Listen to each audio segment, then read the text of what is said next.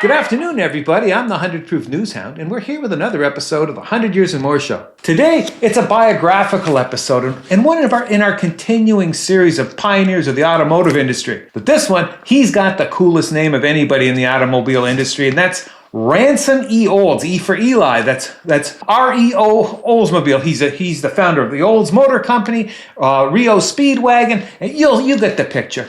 Today we're going to have a little bit of there'll be a little bit of a difference in that. Well, let's call it a connection. Ransom Olds, like many famous guys, his life tended to run into the path of other famous guys' lives, and when those things intersect, let's call it a connection, and we'll explore down those roads as well.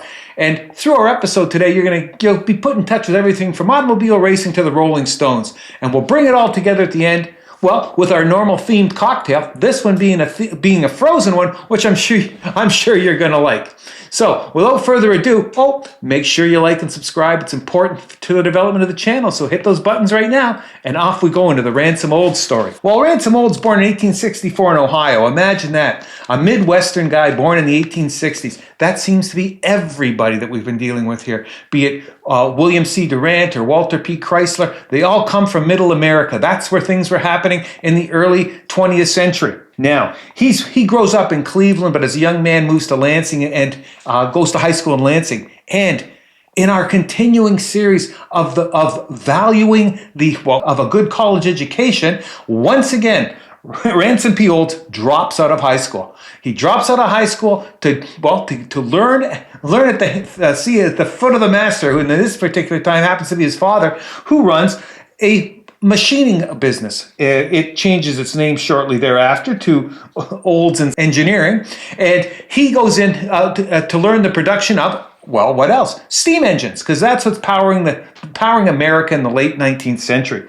So he becomes an expert in steam engines along with his father. First time we see him in the press, the first newspaper article we have about him is the Lansing Journal, and he's doing that strange thing. He's taking out a marriage license to wed, June 5th, 1889. Ransom E. Olds of Lansing and Meta E. Woodward of Lansing are going to get hitched. And they are wed on June 4th, 1889, and Lansing State Journal says, the nuptials of Ransom E. Olds and Miss Meta C. Underwood are announced to be consummated this evening at 6 o'clock at the residence of the bride's uncle. The happy pair will make a brief wedding trip, and upon their return will erect their domestic altar. Cool. They're going to erect their domestic altar in a new house just completed and furnished by the groom. Now that's a swell guy. Before he becomes an expert, one of the world experts in automobiles and automobile engines specifically, Ransom Olds is kind of a spiritualistic detective. Spiritualism was a huge thing in the late 19th, early 20th century. Seances and trying to contact the dead. And the biggest critic of the spiritualistic episodes was Harry Houdini, and he was famous for debunking spiritualists around the country. But before there was Harry Houdini, there was Ransom Olds. We have here the Lansing State Journal of Saturday, December 19th, 1891. It says here, spiritualistic expose, a medium meets with too cute a spectator. Ransom E. Olds exposes the alleged spirit of his grandmother to be no other than the medium himself.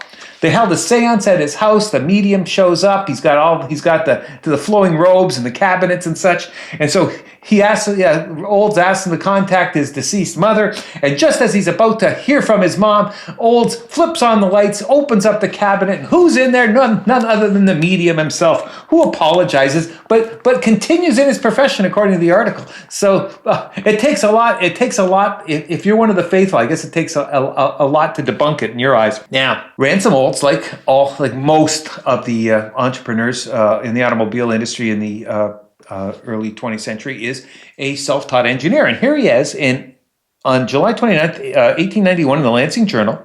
Ransom E. Olds of the firm P.F. Olds and Sons has been granted a patent on the governor for steam engines. So he's modifying steam engines to the point where he can get patents. And as Thomas Edison will tell you, the key to life is patents. If you want to make money, get control of industries through patents. He's developing those steam cars. And you're going to see here, he's into steam, electric, and gasoline. He's the only fellow in the early automotive chain that we're here who deals in all three. He's got an article here in the Lansing State Journal, April 1, 1892. The headline, "Goes Like the Wind." And this 1892 is really early. 1892, nobody has seen a petrol or steam-powered car. It is truly the era of the horseless carriage. And you've got to explain what this is. You've got to explain it to the public. And here's what he got here. We have here the new steam vehicle invented by Ransom E. Olds. A trial trip made yesterday proved satisfactory in every respect. It's so new they have to explain to the public exactly how this thing works. It says the steam carriage recently invented by Ransom Olds of Olds and Son that has been exciting so much interest of late was seen for the first time on the streets Thursday and proves to be a grand success. The vehicle, they got to explain how it is. The vehicle has 4 wheels. The forward wheels, being the main driving wheels, are 3 feet high, and then it explains how the rear wheels are 2.5 feet high, and this thing actually steers through the rear wheels. That's not very safe, and that'll get reversed over time. But they felt it was more important to put the several hundred-pound weight of the engine over top of the driving wheels for better traction. Remember, these things were only going 8 or 10 miles an hour at the time, so you're not going to get into too much trouble. It says here, it carries 2 passengers besides the operator, and it is the intention to couple on another vehicle behind it to carry more passengers. That's something that never caught on, treating an automobile like it's a train and just attaching further passenger carriages to the back. Well, they had an interesting idea. I don't know that was ever adopted by any manufacturer. Olds had to compare his vehicle to a horse. This is how early this is. He states that its great advantages over a horse are that it never kicks or bites, never tires out on long rides, and during hot weather he can ride fast enough to make a breeze without sweating up the horses. It does not require care in the stable and only eats while it is on the road, which is no more than at the rate of 1 cent a mile.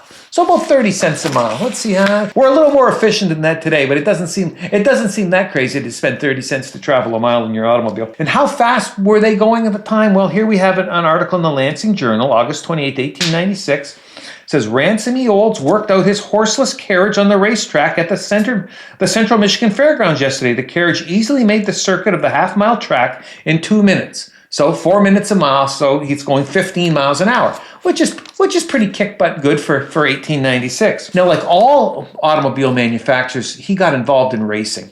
Now, in racing, he developed a crazy thing called the Olds Pirate. It's one of the more, hopefully we have a photo of it up here. The Olds Pirate is one of the more dangerous-looking vehicles I have ever seen. I don't even know how to describe it. It just so hang out there dangerous. He was one of the first guys, if not the first guy, to go down to Daytona and race on the hard beaches there. And between 1894 and 1897, he had sort of match races going with Alexander Winton of the Winton Motor Carriage Company. And Winton's car was apparently just a bit quicker than Olds. But a good time was had by all. He continues to modify his engines. October 28, 1896, in the Lansing Journal, Ransom E. Olds has been granted a patent on a combination gas and steam engine. Never seen that, but it's probably just a gasoline fueled boiler. The steam was actually doing the mechanical work with the gasoline, just heating the water to steam. Now again, in their effort to publicize and to inform the public, the Lansing State Journal on August 23, 1897 has an article titled "The Horseless Carriage. A new company has been formed to manufacture them in Lansing."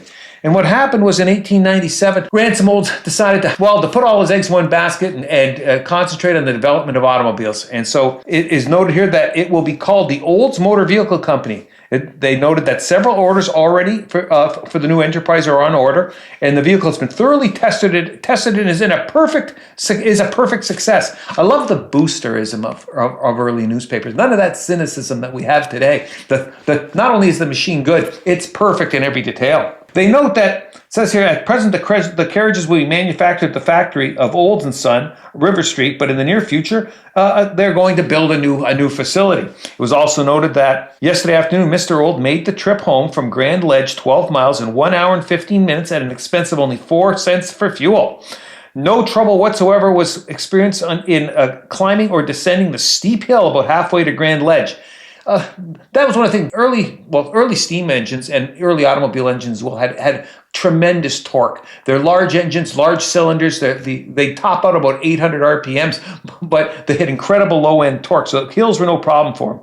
It says here, the motive power of the carriage is furnished by a gasoline motor placed underneath the body of the vehicle. To operate the carriage, one only has to start the engine, which then runs continuously without further attention. Notice that they've got to explain exactly what an automobile is and how it works. The public, well, as I said earlier, the public has hardly even seen an example of an automobile by 1896, 1897. But by 1898, the Olds Company is already doing what many companies do. They're holding the city ransom. And Ransom Olds. And how? Well, they want the city to build a new bridge at the foot of Kalamazoo Street so that they can use that bridge to import raw materials and export their products without going a few miles down the river. It just makes their business a little bit better. And so they say, well, if you don't build us this bridge, well, we're probably going to move to Detroit or Toledo. Headline, that new bridge. Lansing concern makes it a condition of remaining in the city. Olds Motor Vehicle Company wants a bridge over Grand at Kalamazoo Street. And they got it. There is a bridge at the foot of Kalamazoo Street to this day.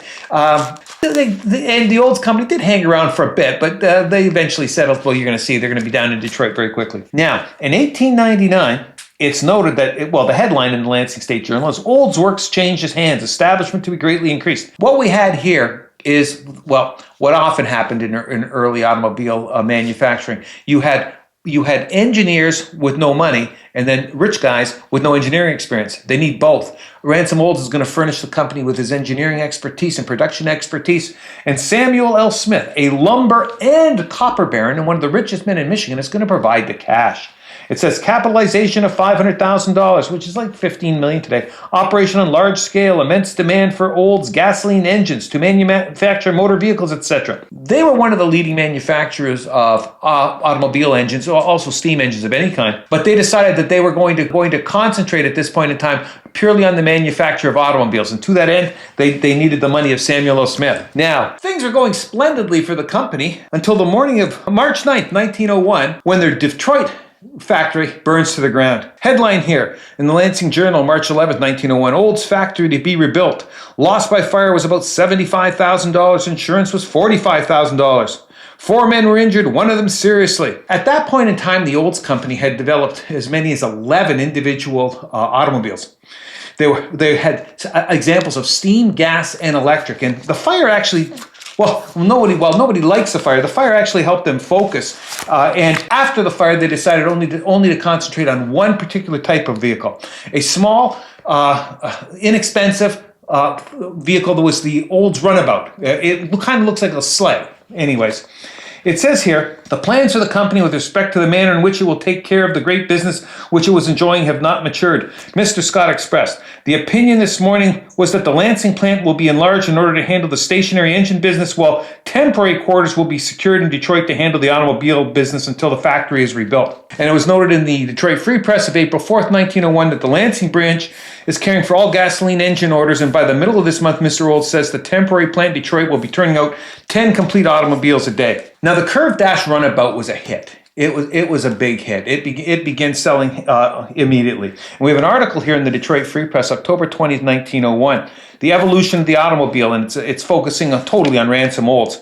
In the lower left-hand corner of that article is a picture of Olds driving one of these sleigh-shaped runabouts, and we also have the picture of the new factory here in the lower right-hand corner. Once he made the decision to focus on the runabout, he had to promote it, and what he did, one of the first stunts that he did, was him and his company driver Roy Chapin drove a curved dash runabout all the way from Lansing, Michigan to New York City for the New York City Auto Show. And after 8 days of hard travel, they pulled up to the Waldorf Astoria Hotel, but where they were turned away at the door and told to go in the servants' entrance because they were so covered in mud and dust from the road.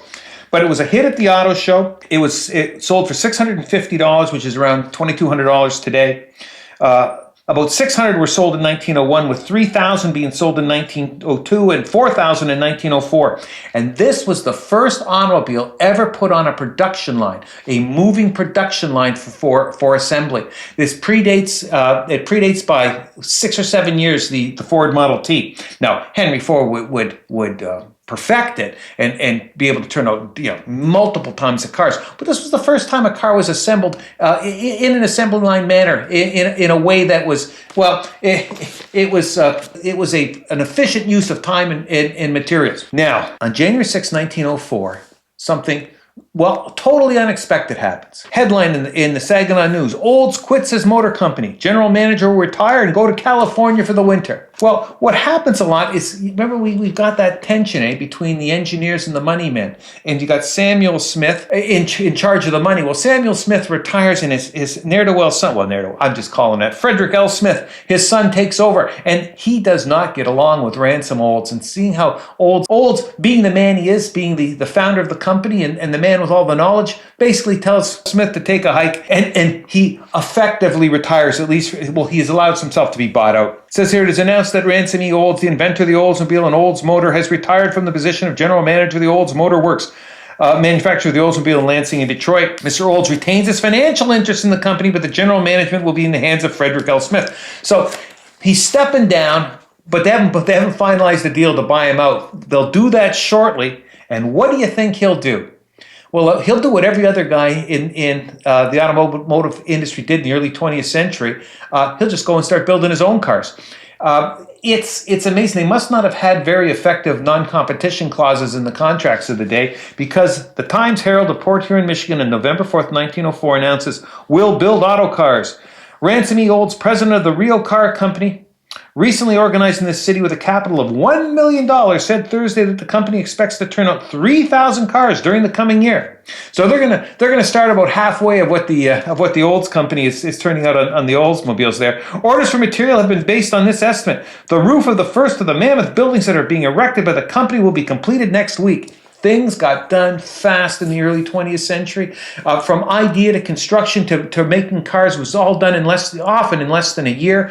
Today, just getting the building permits would take you twice that long. And what kind of cars is the REO Motor Company going to produce? And they're going to be called the REO Motor Company. That's Ransom E. Olds' initials. Well, it's a car about twice the price of the curved dash runabout. It says here in the Los Angeles Times of July 9th, 1905, REO light touring car, $1,350. It says here, well, they were testing it. In the ad, they report on the testing they had here, and testing is basically racing. It says, and so quickly getting to the front in these contests based on power, the new REO shows that its veteran designer, REO Olds, has not let a whit of his cunning in producing cars be deteriorated. This car can shine in the best company. And they asked the rhetorical question, have we made good? Of course they made good. They made a nice car. And because the Olds name is well known, and we already have the company he leaves. Now this is an aside. The company that he leaves is going to become Olds Motor. It's going to be bought by William C. Durant and turned along with Chevrolet into General Motors. And that Olds company, separate from the REO, the Olds, his name on the Oldsmobile will be a fixture with General Motors through to 2007. It's going to be produced for 100 years. Before finally the last crash took Oldsmobile down along with Pontiac. Now, how well is REO doing? Well, REO, it says here in the Lansing State Journal of May 22nd, 1906, REO to make big addition. 2 buildings, 500 feet long and 65 feet wide will be constructed. It says here, complete in 2 months. Try doing that today. Try building a 50,000 square foot building in 2 months. It says will give increased capacity and require many more employees. It says here, this will provide floor space of 65,000 square feet in addition to the 240,000 square feet which we now have, and will considerably increase our capacity. That's what Ransom Olds says. That's going to mean that new company has 8 acres under glass producing automobiles. And what does he do with all his excess capital? Because he's making money hand over fist. He's a grand old 42 years of age. Well, he does what any other normal guy would do. He opens a bank. And we have here in the Lansing State Journal of February 11th, 1907, headline, means much for Lansing. And they're announcing the formation of the Capital National Bank with Ransom E. Olds as one of the directors. So he's diversifying into banking. And that same year, on February 24th, 1907, we have the first mention of the term Speedwagon in relation to REO, or REO. It says here, Leon T. Shetler's specially built 4-cylinder Reo Speed Wagon has been shipped from Los Angeles to Los Angeles from the factory and will soon arrive on the West Coast. It will put to blush and shame the Aero car and Earl Anthony's Apple Green Packard. So they're comparing to other fast cars of the day. There is no duplicate for the car as it is being built to Shetland's specific specifications. The body is finished in green with Carmine running gear. There's a listen to the colors back then. Everything today is white, gray, black. There is a scarlet leather top to finish off the affair, and to add the last touch of chic to the assembly, the tire covers are made of red leather. All this French is inspired by the fact that the car will be fitted with extra large sized Michelins. Well, at least we had good Michelin tires back then. Now, he's being hailed the hero because of his multiple automotive successes. Here we have the Fort Worth Star-Telegram, Sunday, May 2nd, 1909. Motor success for farmer lad. Builder of popular Reo has had a meteoric career, and it goes on a full page of singing the praises of Ransom Olds. But here is what Reo became famous for. Here we have an ad in the El Paso Herald, Saturday, February 24th, 1917. First mention of the Speedwagon we know. Reo, now is the time to get the powerful Reo Speedwagon. Warm weather is not far away. And here's what they have to, remember, they're pitching at this point in time, they want businessmen to switch from horses to their truck. It says here, horses are uncertain for summer delivery. A Reo truck is always on the job. It's not affected by the heat. Runs as well in June and July as January. It says here, 50% oversizing. Every part it says on this is 50% more robust than it needs to be. The axles, the drive shaft, everything's 50% more robust, so it'll never break down. But speed is also essential. It says here, speed is essential for light delivery trucks to prove economical in service, more economical as well as faster than a horse. Don't have to feed it. And it can run in 100-degree heat, well, as long as the radiator doesn't overheat. But if you want something even better, the Ann Arbor News has it for you on April 14th, 1917. It says that 3/4-ton Reo Speedwagon is a wonder. And they've got a line drawing of it down here at the bottom of the ad, and it says here, the Reo Speedwagon 3/4-ton sells for $1,000. So $30,000 gets you the first pickup truck. Well, the first, in effect, pickup truck ever made in America. Now, the Reo company would go on to make cars. They produced two predominantly, one being what we're going to look at here, the Flying Cloud, and the other being the Reo Royale.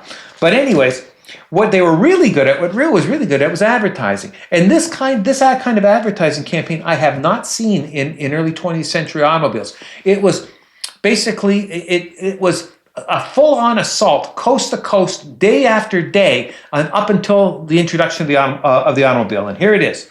First, the Morning Star, Rockford, Illinois, December 26, 1926. Nearing port, the Reo Flying Cloud, so swift, so graceful, so comfortable, and so charming in appearance, the Reo Flying Cloud honors the ship for which it is named, the Flying Cloud, most famous of the world's most beautiful clipper ships. Soon on display at the Reo Rockford Auto Company. Then, a few days later, in January 1927, it says here in the Times-Picayune in New Orleans, watch for the Flying Cloud, coming soon. Then it talks about, in those great days when iron men went down to the sea in wooden ships, when American clippers ruled the seven seas, and the quickest road to California was the fastest road to fortune, and the Flying Cloud was the queen of the open way, the open waters. So day by day, they're introducing you to the Flying Cloud, but they don't have any pictures of the automobile. They're basing their advertising campaign on the ship. Then we have here January 4th, 1927, Sail Ho in the Cincinnati Enquirer. It's the new Reo Flying Cloud, coming fast, as refreshingly different as saltwater breeze in a sandy desert, new from stem to stern, proved from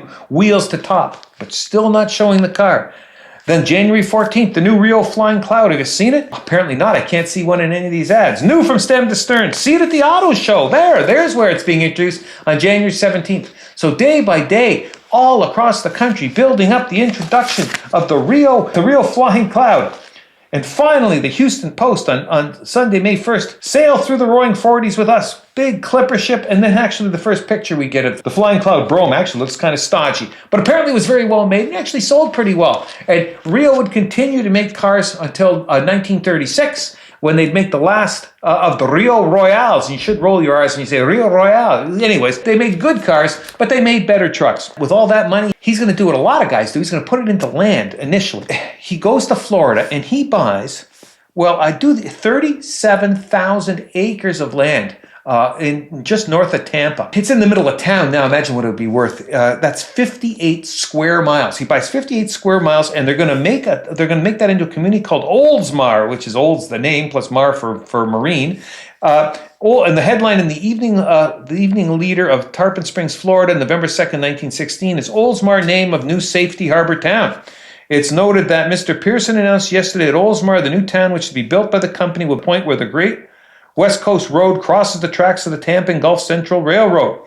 Plans have been made to begin immediately working on 20 houses. Well, it doesn't seem like 20 houses as much for a 58 square mile development, but they're going to do that, and they're going to get into the housing development like everybody else is. Go see the movie The Coconuts with the Marx Brothers about the 1920s Florida land boom. And just before the boom goes to bust, or just as it's happening, does an interesting thing. He flips his 37,000 acres, 58 square miles, for one property. He buys the recently completed hotel, the Fort Harrison Hotel, in Clearwater, Florida. He purchases that. It's a lovely, got a photo here of it. It's a lovely 8-story brick building. It's got swimming pools, movie stars. It's one of those top-of-the-line resort hotels of the 1920s. Still staying there, but we're going to get to what it's doing right now. But he purchases that hotel, and that's our connection. That hotel is our connection with the Rolling Stones. How so? Well, on May 11th, 1965, the Stones played Tampa. And they played on a baseball field, and they were almost run off. It was almost a riot. The fans loved them so much. But anyways, we have the article here. It says in the Tampa Times, Wednesday, May 12th, 1965, Rolling Stones invade area, but not very talkative. It says here, after an hour wait at the airport, we met the Rolling Stones, so they got off the late plane Wednesday of last week. The Stones, Britain's number 2 group, were led off by singer Mick Jagger, looking tired and bothered. Keith and Brian were behind, followed by Charlie and his petite blonde wife Shirley, and Bill came in last. So that's them getting off the plane. They have an interview. They seem like regular guys. Then they go to the park and they start playing, and the crowd's going nuts. And what happened was suddenly there were people dashing in a wave across the field straight towards the stage. Acting not a moment too soon, the police swept the Stones off the stage and into a waiting station wagon. They were quickly gone. They had to be saved by the police from the cheering, roaring crush of their own fans. But why are we talking about them here? Because in the 2 days they spent in Tampa, the Rolling Stones wrote their first #1 hit and one of their best songs of all time. That song being Satisfaction, as in I Can't Get No. It is, Keith confirmed that he wrote the music a couple weeks before while still in London to the song, but the lyrics were to be done by Mick Jagger. And Mick Jagger, he said that Mick Jagger wrote the lyrics while lounging around the pool in Clearwater, Florida at the Fort Harrison Hotel 4 days before they went in the studio. So they're in Tampa 4 days before they go into the studio to record the song. They don't have the lyrics yet. They write the lyrics at the hotel, at the Fort Harrison Hotel. That goes into the studio 4 days later, and 2 months later, from conception, it was 1 month later, but in 2 months from conception to peak chart, it hits #1. All of that in the span of 2 months, and only a month and a half after it was recorded. Things moved very quickly in the 1960s. Now, what's our connection with Hollywood here, there? Well, that would be the fact that the Fort Harrison Hotel in 1976 was purchased. Well, they didn't know. There was a lot of suspicion. There was rumors and innuendo, and they had no idea who the owners were going to be. It was purchased by the Church of Scientology, and here's the article, Tampa Bay Times, St. Petersburg, Florida, January 29, 1976. Church of Scientology surfaces as Fort Harrison Hotel owner. And they ask here, what is the Church of Scientology? And they go through all the L. Ron Hubbard stuff here. What is the Church of Scientology? Who the heck knows? But anyways, they purchase the hotel, and they go on to renovate it and restore it and build another tower across the street and connect it by a viaduct across. And it is still owned by the Church of Scientology, and it is it's basically their big resort hotel for conferences in the United States. So all the way from Ransom Olds to Tom Cruise, of course, Tom is the #1 proponent of Scientology in America. We have that connection, but we got one more show business connection here, and that's the obvious. That's REO Speedwagon. Now the band has chosen not to pronounce it the way Ransom Olds did. It's not the Reo Speedwagon for them. It's the REO Speedwagon. And in case you forget who they are, they're one of the biggest bands of the 80s. They released albums such as High Infidelity, and their singles include Keep On Loving You and Take It On the Run, and a whole bunch more. They had 7 top 10 hits, 20 top 40 hits. They're one of the biggest, they're one of the big bands post-1980. And if you had wanted to go see them, This is funny. Now, talk about inflation. You could have went and saw you saw REO Speedwagon open for Bachman Turner Overdrive in 1974 when Bachman Turner Overdrive had 2 #1 hits, taking care of business, and you ain't seen nothing yet. You could have went and saw both of them in concert at the convention center for $6. Well, wait a second, $6 for the good seats, $5 for the cheap seats. $5. Today you'd be lucky to do that for $500. Well, we got Ransom Olds. We got the REO Speedwagon. Oh, we should tie up our REO. The Reo company continues to produce trucks into the mid-1950s. They're eventually sold to the White Motor Corporation. White Motor, if you'll recall from our Most Amazing Cars of the 1930s series, they produced the Labatt's beer wagon, that crazy red beer hauling machine. But the White Motor Company bought the rights to Reo. Those were eventually sold to Volvo. So while no one's produced a Reo model in years and years and decades, in fact, Volvo owns the name. It could reappear at any point in time. Well, folks, we've reached the end of another episode almost. We've got our themed cocktail, and this one is a theme with a pun and a pun and a theme. It's not the REO Speedwagon, it's the Oreo Speedwagon. It involves 2 ounces of Kahlua, 2 scoops of vanilla ice cream, and 3 Oreo cookies. You put them in the blender, you emulsify them in there, you pour them over ice in a highball glass. But this is sort of a grandma's version of an Oreo Speedwagon. You got to add 1.5 ounces of vodka to this to turn it into basically a White Russian over ice cream. Add the vodka, 1.5 ounces of vodka. Get yourself a real drink here. Pour it into the highball glass over ice. Drink it with a straw, and one of those nice plastic ones, not one of the wood ones. Drink it with a nice big plastic straw, and give a toast to the inspiration for REO Speedwagon, and can't get no satisfaction. And the Oldsmobile automobile. That's Ransom E. Olds. And I'm sure he would have appreciated it. So again, like and subscribe because we've reached the end of the line today. Like and subscribe. It's important for the development of the channel. And we'll see you again next week with another episode of the 100 Years and More Show. Take care, everybody.